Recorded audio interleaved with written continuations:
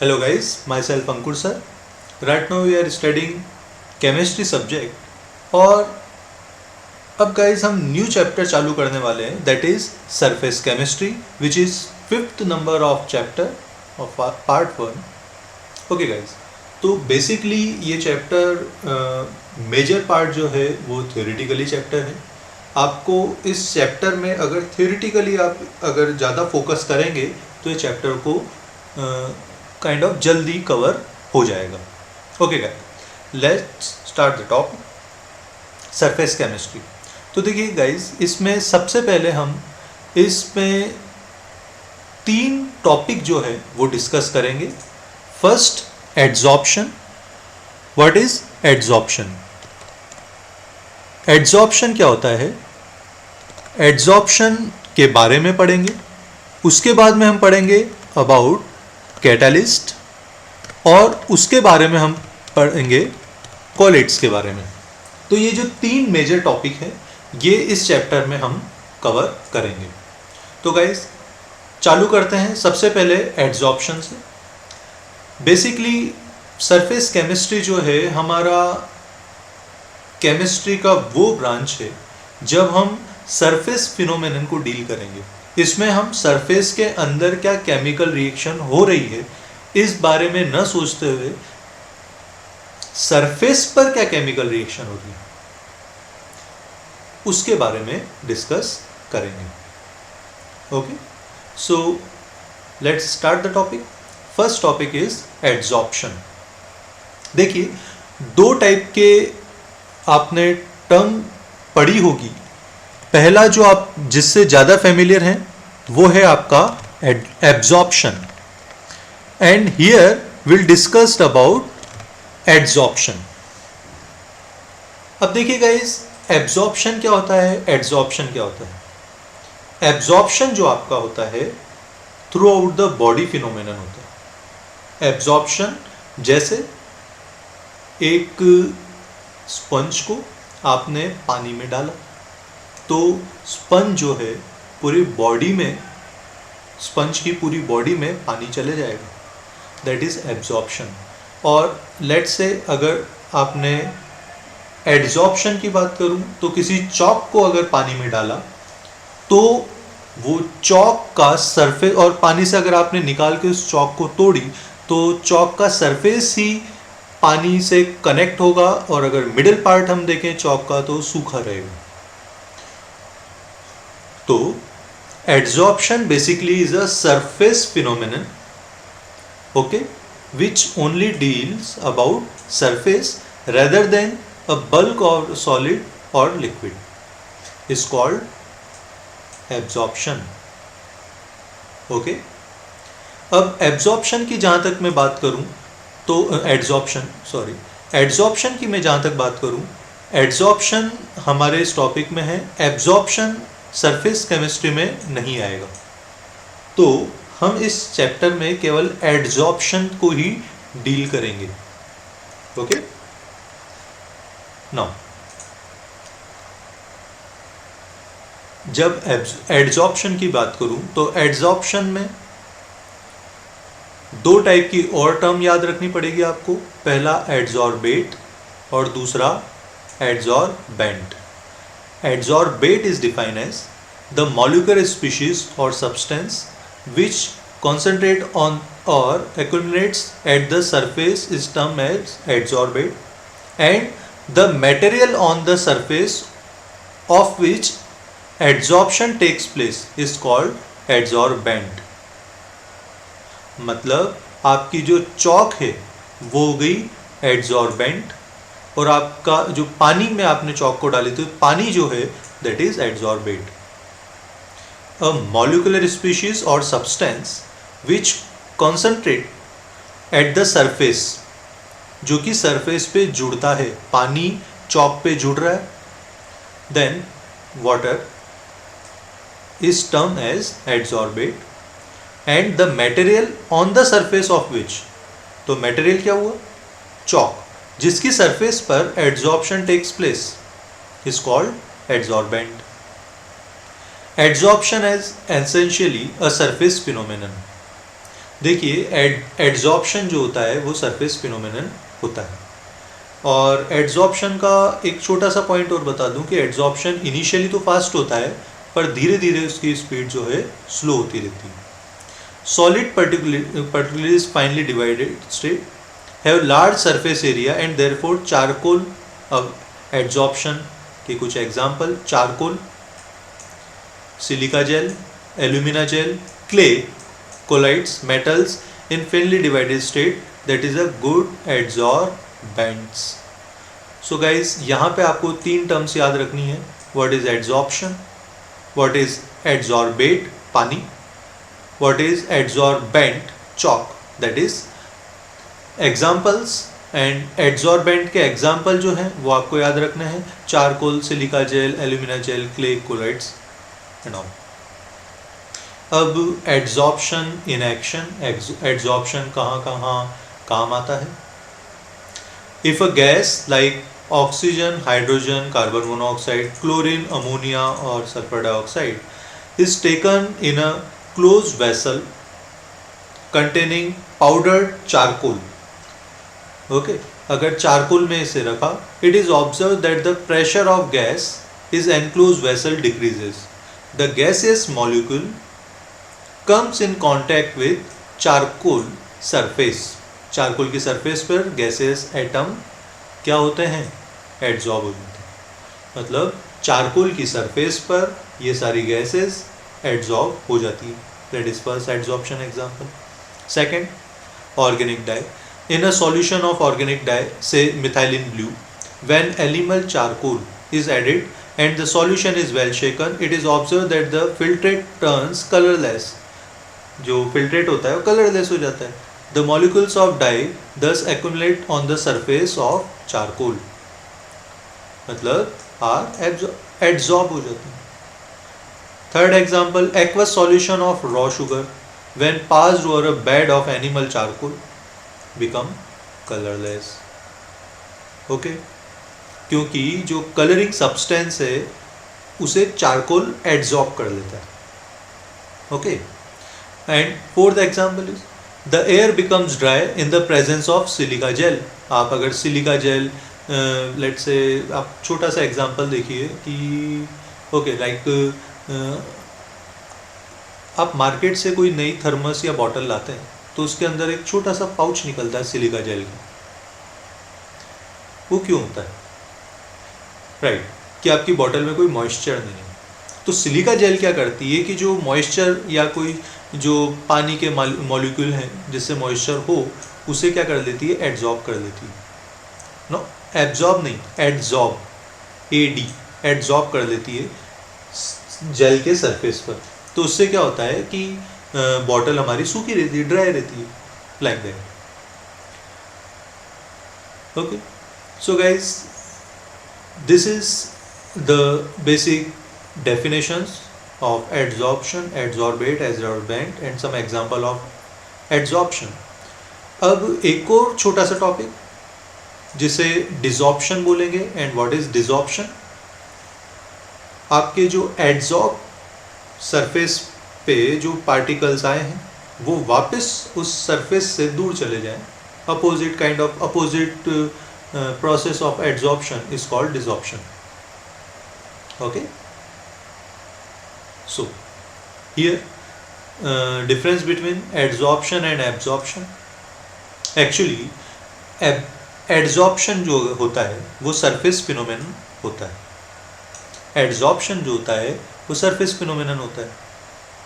okay, but जो absorption होता है वो throughout the body होता है, throughout the bulk होता है.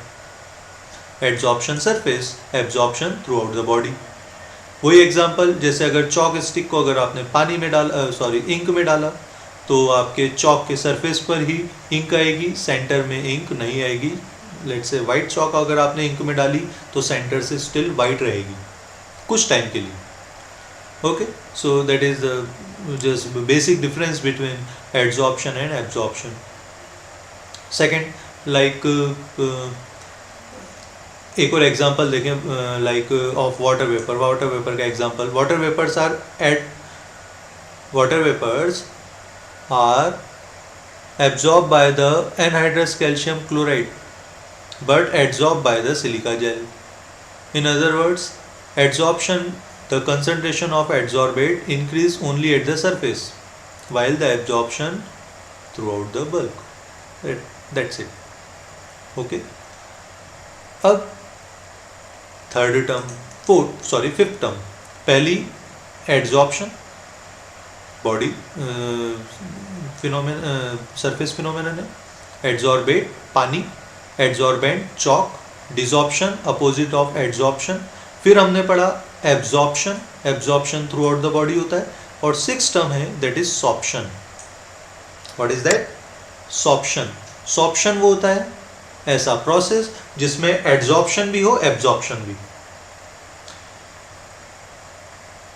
उसे बोलेंगे sorption. Okay, coming to next topic. आखिर ये एड्जॉर्प्शन कैसे होता है? तो इसके दो छोटे से लॉजिक हैं जिसके थ्रू हम समझ सकते हैं कि मैकेनिज्म एड्जॉर्प्शन का कैसा होता है. देखिए, adsorption arise due to fact that surface particle of adsorbent are not same environment as the particle inside the bulb. Inside the adsorbent, all forces active between particles are mutually balanced. अब क्या है?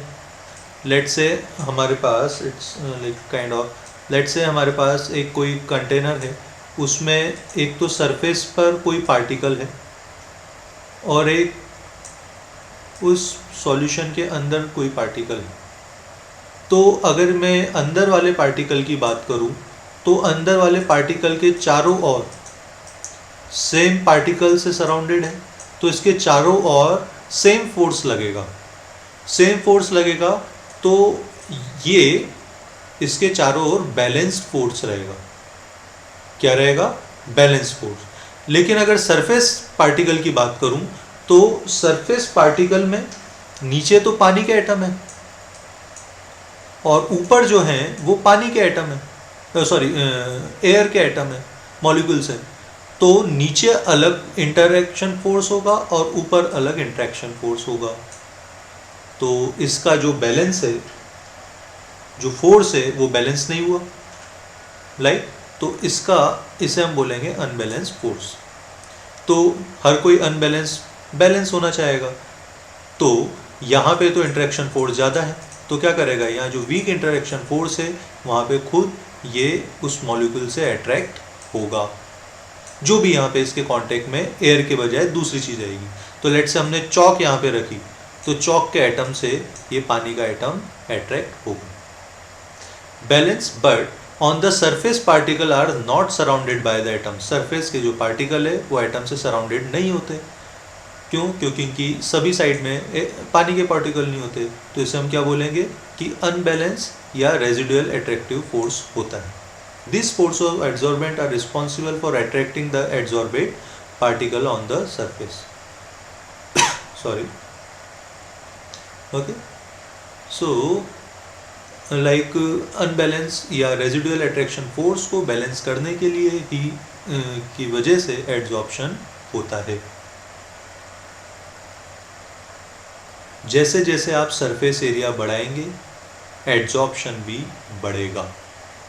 Adsorption increases with increase in the surface area per unit mass of the adsorbent at obviously at given temperature and pressure. Okay. तो ये तो पहला reason था कि हमारे जो अनबैलेंस फोर्स होते हैं, जो सरफेस पे एटम होता है, सरफेस पे एटम पे अनबैलेंस फोर्स होता है, उस अनबैलेंस फोर्स को बैलेंस करने के लिए एड्सॉर्प्शन प्रोसेस होता है. ओके. सेकंड क्या एग्जाम, इसका मैकेनिज्म को सेकंड तरीके से भी समझ सकते हैं. अब इसको समझने के लिए थोड़ा सा फोकस बढ़ाइए. आपको एक टर्म तो याद होगी कि delta G equal to delta H minus T delta S होता है. Okay.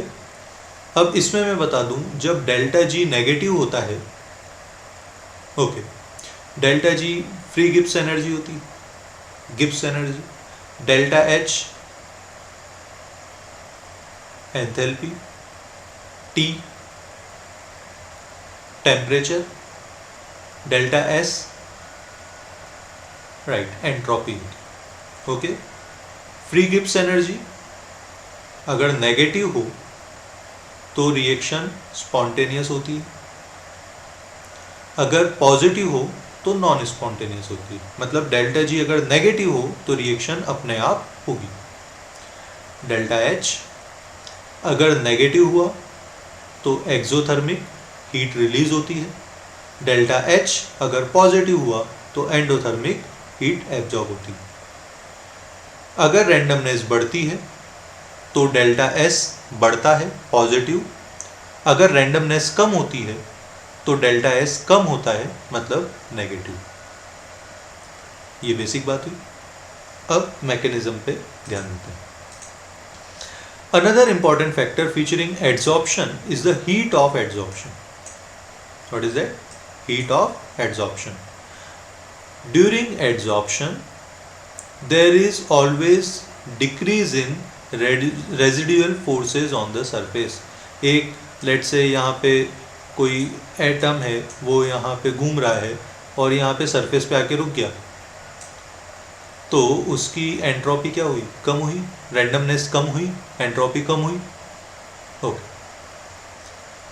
That decrease in surface which appears as heat. Adsorption therefore is invariably an exothermic process. जो एड्सॉर्प्शन है वो आपको याद रखना है क्या होता है? Exothermic process. मतलब यहाँ डेल्टा एच क्या होने वाला है? Negative. Okay, so delta H adsorption is always negative.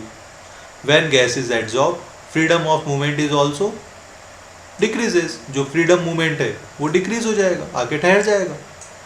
This amount to decrease the entropy of the gas after adsorption.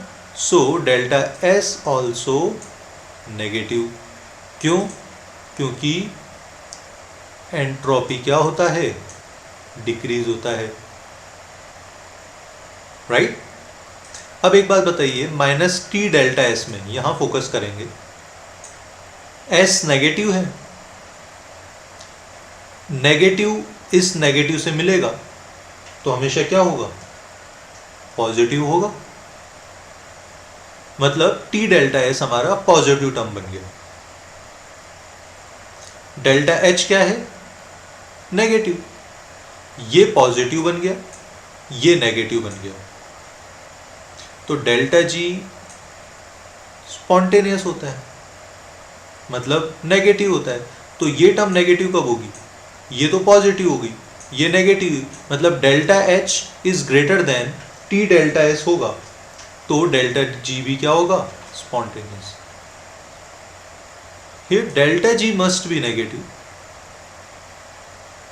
क्योंकि अपने आप होती है, ठीक है? इसका मतलब delta H has sufficiently high negative value as minus t delta S is positive. Okay, और इस हिसाब से हम बोलते हैं कि जो एड्सॉर्प्शन है that is spontaneous. Adsorption is a spontaneous process, और इन टू फैक्टर की वजह से डेल्टा जी क्या हो जाता है? नेगेटिव हो जाता है। ओके, अब इक्विलिब्रियम में क्या होता है? डेल्टा जी जीरो हो जाता है, तो उस केस में क्या होगा? डेल्टा एच और टी डेल्टा एस की वैल्यू सेम हो जाएगी, तो जीरो हो जाएगा, तो डेल्टा जी इक्विलिब्रियम हो जाएगा, राइट? तो गाइज अभी इस वीडियो में हमने चैप्टर चालू करा है, एक क्विक रिकॉल कर लेते हैं। Will deal about surface chemistry. In this surface chemistry will learn three topics: adsorption, catalyst and colloids. In this video we start adsorption process, which is surface phenomenon. Two terms are there: adsorbate, adsorbent. If we'll suppose we'll take example of chalk in water or chalk in ink, so here chalk is adsorbent and ink is adsorbate. Then desorption, kind of opposite process of adsorption, is called desorption. And what is absorption? While we know adsorption is a surface phenomenon, so absorption is a phenomenon which is throughout the body as a whole. Okay. Then sorption, simultaneously process where both process can take place. Absorption and adsorption is called sorption. Then we'll discuss about how adsorption takes place, like mechanism of adsorption. Two logic in mechanism are there. First logic is about unbalanced force. How you get to know, like unbalanced force get balanced, through that adsorption takes place. And second thing, we can discuss about the equation delta G equal to delta H minus T delta S. So here delta G is negative. For negative, first of all, delta H is exothermic for adsorption. So here delta H is negative. T delta S, S is negative, S decrease in entropy. So T delta S becomes positive. So delta H is negative, T delta S is positive. So to become delta G negative, this delta H value should be greater than T delta S. After that, adsorption take place simultaneously. Okay guys, तो इस video में इतना ही. मिलते हैं next video में types of adsorption के साथ. तो इस वीडियो में थैंक यू.